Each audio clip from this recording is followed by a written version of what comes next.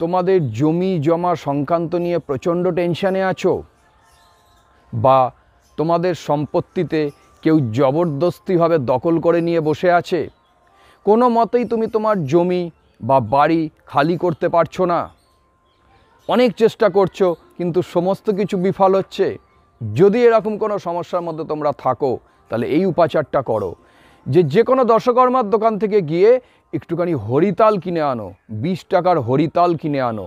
আর যে মন্ত্রটা আমি বলছি এই মন্ত্রটা 11 বার পাঠ করে ওই জমির মধ্যে ওই হরিতালের গুঁড়োটাকে ফেলে দাও।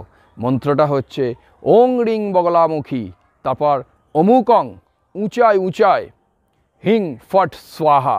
এই মন্ত্রটা 11 বার জপ করে ওই হরিতাল ওই জমির মধ্যে ফেলে দাও।